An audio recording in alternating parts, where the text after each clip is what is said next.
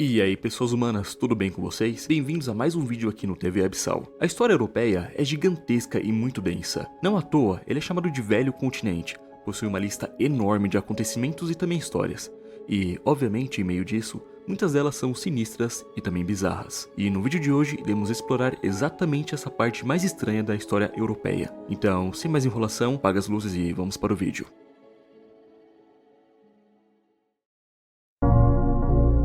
O Sínodo do Cadáver. Resumidamente, o Sínodo do Cadáver foi um julgamento de um papa dentro de uma igreja. Até então estaria tudo bem. O problema é que o papa acusado em questão já estava morto há 9 meses.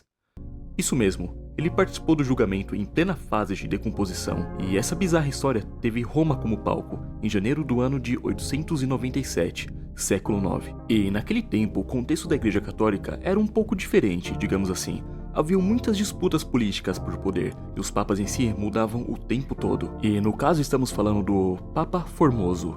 Ele teve algumas ações que poderiam ser consideradas como ilegais naquela época, como transferência irregular de diocese, e com isso ele também conseguiu virar papa, realizando uma ascensão ilegal ao poder. Além disso, ele também havia deixado seu cargo e prometido nunca mais voltar a Roma. Mas logo depois ele quebrou essa promessa e, além de voltar, recuperou a sua posição como papa. Então, assim, dá pra entender que nessa história toda de idas e vindas, o Papa Formoso gerou muitos inimigos no caminho, e esse é o ponto central da nossa história. O Papa Formoso acabou morrendo de causas naturais com 80 anos de idade, no ano de 896. Acontece que 9 meses depois, o agora Papa Estevão, um dos seus inimigos, ordenou que o Papa Formoso fosse julgado pelos seus crimes em vida, isso é, um julgamento de verdade. Então, assim foi feito. O Papa Formoso foi desenterrado, exumado, vestido com trajes reais de papa e também com as suas insígnias. Depois, o colocaram sentado no trono para ser interrogado e julgado perante a igreja, no que se tornou um dos shows de horrores mais bizarros de toda a Europa. Um homem em pleno estado de decomposição, sentado em seu trono com as roupas de papa, e sendo julgado por crimes que cometeu ainda em vida. Ele foi acusado pelo Papa Estevão de crimes políticos e também religiosos, e foi considerado culpado ao final da sessão. E claro que isso não foi surpresa para ninguém, afinal, como ele poderia se defender, não é mesmo? Com isso, ele foi condenado.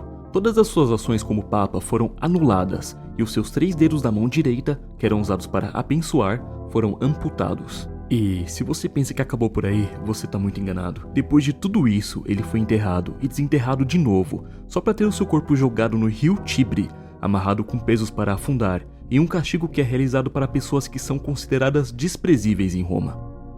E eu fico imaginando o quão vingativo era esse tal de Papa Estevão. E depois de toda essa bizarrice, pessoas que se banhavam no mesmo rio Tibre afirmaram que supostos milagres estavam acontecendo, e devido a isso e também ao show de horrores realizados pelo Papa Estevão, a população ficou revoltada. Então ele foi deposto como Papa e acabou sendo preso por todo esse sacrilégio. Pouco tempo depois ele também acabou sendo estrangulado na prisão. O corpo do Papa Formoso foi recuperado e voltou a ser enterrado para que pudesse descansar, agora de forma definitiva. No fim das contas, ele foi enterrado 3 vezes e desenterrado 2. Fora a vez também que ele foi jogado ao rio para afundar, no que foi considerado um dos casos mais bizarros da Igreja Católica até os dias de hoje.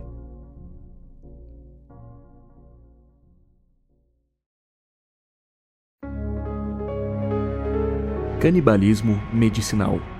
Imagina você sendo um cidadão europeu comum no ano de 1400 e você começa a ter uma dor de cabeça. E assim como nos dias de hoje, você resolve comprar um remédio na farmácia. Mas, chegando lá, uma coisa bem diferente dos dias de hoje acontece. A atendente te recomenda um remédio um pouco mais específico para esse e também outros tipos de problemas. Pó de múmia. E não, esse não é o nome fantasia de um produto, mas sim o que ele é de fato. Na Europa, durante os séculos XII e XVIII, as pessoas comiam múmias e tratavam isso como medicina. Parece até que é brincadeira, mas é bem real. Naquele tempo, as expedições no Egito estavam no seu auge. Milhares de múmias eram descobertas e levadas para a Europa, onde eram moídas até virar pó, e depois disso vendido como um remédio. E o pessoal daquela época acreditava que, por serem corpos tão bem preservados por milhares de anos, eles continham algum tipo de elemento de cura e longevidade, algum tipo de poder especial. Então, esse pó de múmia era vendido para curar dores de cabeça, dores internas, de estômago, hemorragia e até epilepsia, e isso era aceito dentro da sociedade e amplamente apoiado pela medicina da época. As pessoas tanto misturavam o pó com bebida, como também consumiam puro, mas claro que a história fica ainda pior. É de se imaginar que todo remédio tem uma linha de produção, ainda mais quando se trata de um remédio tão famoso quanto o pó de múmia. Mas, obviamente, ia chegar um dia que essas múmias iriam acabar, e não dá pra fabricar múmias por aí, certo? Bem, foi aí que começou a surgir um mercado ilegal de cadáveres. Grande parte das pessoas não sabiam, mas vários túmulos começaram a ser violados e mesmo corpos recentes começaram a ser utilizados como fabricação do remédio. E isso foi só o começo. Parece que é lenda, mas é verdade. As pessoas também utilizavam pó de crânio, pedaços de cérebro e também sangue fresco de pessoas recém-executadas. Alguns, inclusive, iam pessoalmente em execuções só para beber o sangue na hora. E essa prática tão bizarra não durou pouco tempo não. É estimado que esse tipo de consumo de canibalismo medicinal durou cerca de 600 anos, somente parando lá pelos anos de 1700, o avanço real da medicina ao longo do tempo. O mais estranho é que provavelmente tudo isso começou devido a uma confusão de nomes, em que múmia, a princípio, era o nome de um remédio persa, mas por algum erro de tradução, começou a ser reconhecido como corpos embalsamados do Egito.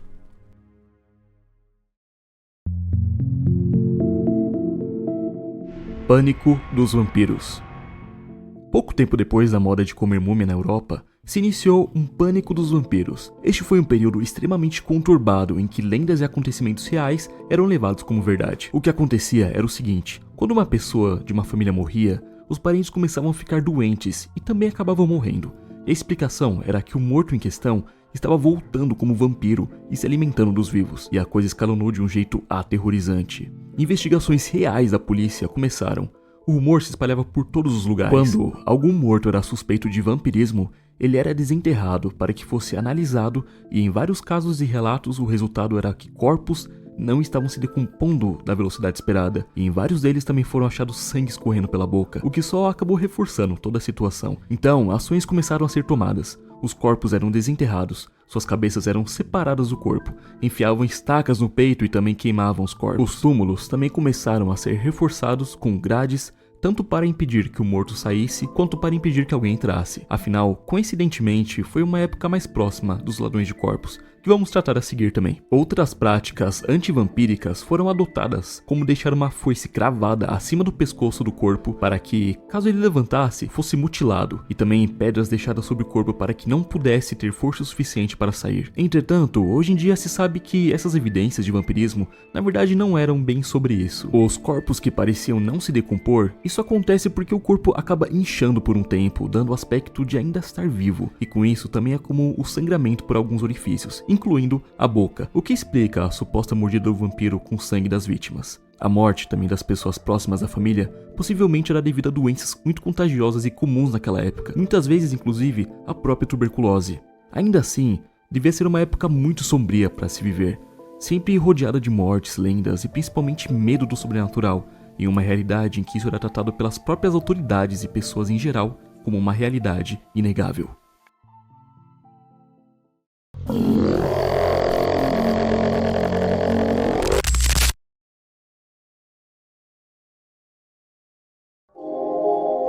Fotos pós-mortem.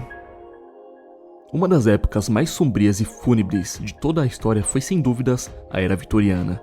Nessa época, as pessoas meio que flertavam com a morte de tão comum que ela era. Isso acontecia pela expansão das cidades, doenças ainda sem cura, luto constante e alta mortalidade infantil.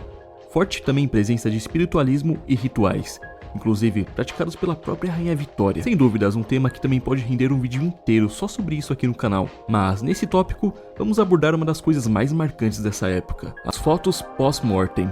Ou seja, literalmente, fotos após a morte. Pouco tempo depois da invenção das câmeras fotográficas, começou a prática de tirar fotos dos entes queridos que morreram. Mas aí vai um detalhe muito mais curioso: o ente querido, no caso, aparecia como se estivesse vivo na foto. Diversas técnicas eram utilizadas para deixar os olhos abertos, por exemplo, e também um suporte para deixar o corpo de pé foi criado. Em algumas fotos não é nem possível ter certeza da pessoa que está morta. Em outras, entretanto, fica um pouco mais evidente.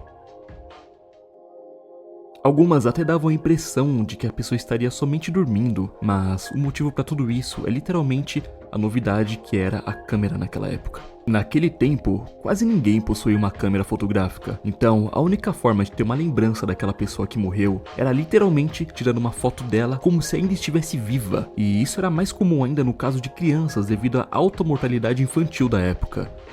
Essa é outra razão, inclusive, pela qual o luto era um estado constante para as pessoas. A morte era tão comum que literalmente fazia parte do cotidiano. Porém, como é de se esperar, essa última lembrança era uma regalia muito mais comum entre os ricos e também a classe média alta, devido ao alto valor que esse tipo de fotografia exigia.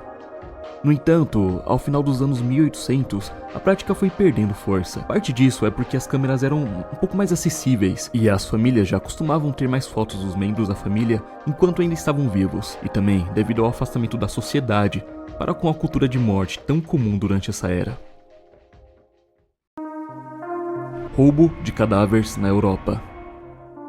No início do século XIX, por volta dos anos de 1800, a Europa estava cada vez mais investindo em educação e medicina, evoluindo cada vez mais. Devido a isso, a prática de estudar corpos em aulas ficou cada vez mais comum nesse ramo, e com o grande crescimento de universidades, um problema começou a surgir: a escassez de cadáver para estudo. E isso aconteceu porque a lei da época só permitia o estudo de corpos de criminosos executados, e isso não supria a alta demanda que existia. Com isso, um mercado paralelo foi criado: os ladrões de corpos. Homens especializados em roubar corpos que acabaram de ser enterrados. Eles esperavam anoitecer e desenterravam esses corpos para vender a professores de universidades, obviamente de forma ilegal. Isso gerou um problema tão grande que várias ações foram tomadas. Os familiares, com medo do roubo de corpos, começaram a reforçar os caixões, pagar vigias no cemitério, e às vezes as próprias famílias ficavam lá de vigia para impedir os ladrões. E claro, a famosa e já comentada nesse vídeo, jaula para impedir os ladrões. E de bônus, os vampiros também não podiam sair. Com toda essa dificuldade, algo que já era ruim piorou ainda mais e ficou ainda mais bizarro. Burke e Harry. Estes dois homens começaram a roubar corpos na Escócia, mas com o tempo essa prática começou a ficar mais e mais difícil, e com isso eles tiveram uma ideia revolucionária: fabricar os próprios cadáveres. Sim, com fabricar eu me refiro a matar pessoas e vender os seus corpos. Seus alvos eram pessoas pobres, mendigos e também pessoas em situações vulneráveis que encontravam pelo caminho. Eles vendiam os corpos para um anatomista que dava aulas, que não perguntava muito sobre a origem do material não. Eles também tinham a preocupação de matar por meio de sufocamento. Desta forma, o cadáver não iria apresentar marcas óbvias que poderiam comprometer o trabalho deles. É estimado que eles fizeram por volta de 16 vítimas durante todo o tempo de carreira. Mas então, tudo foi por água abaixo. Harry foi pego pela polícia e fez um acordo para sair dessa. Ele delatou Burke, que foi preso e executado em 1829. E é aí, meus amigos, que vem o plot twist. Que tipo de cadáver era legalizado na época para estudo? Isso mesmo, criminosos executados. Que ironia, não? O corpo de Burke foi dissecado publicamente. Inclusive, se você for a Edimburgo, na Escócia, poderá ver seu esqueleto real em exposição no Museu de Anatomia da Universidade de Edimburgo. E, pelo menos depois de tudo isso, as leis foram revistas para facilitar a obtenção de cadáveres para estudo em universidades. E é isso aí, pessoal, o vídeo de hoje fica por aqui. Se você curtiu o conteúdo, considere se inscrever e dar um like.